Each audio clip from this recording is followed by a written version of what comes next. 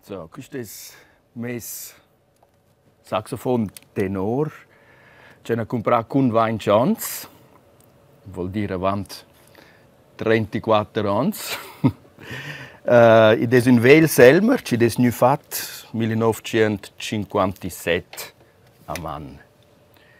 Il saxofono ha una circonferenza di tons normale di un B-bass.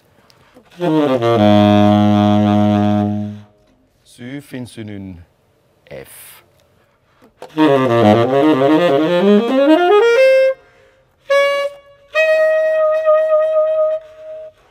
So.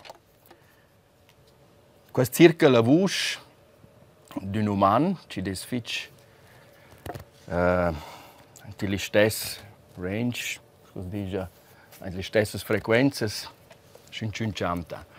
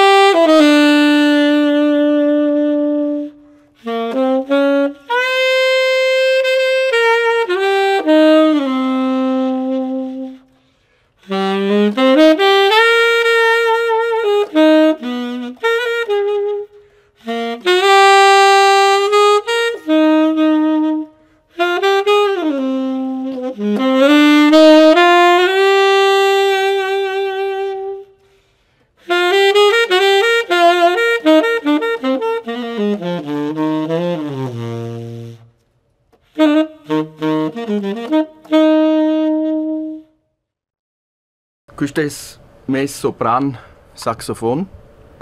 Ed è un normal saxophon da sopran, einfach colorito nero. Wir lesen mit der Plätsch. E klingt c'è una clarinetta, lesi un'ottava più alta col tenor.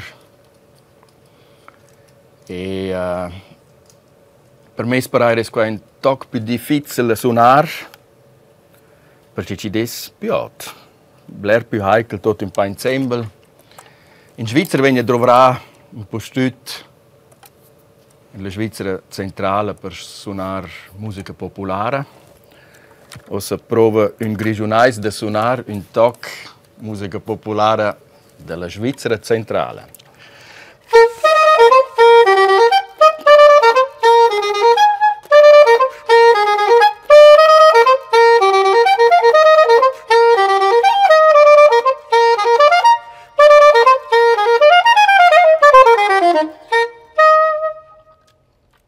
Questo sarà il tocco più conosciuto per sopran della musica popolare svizzera di Steiner Kilby.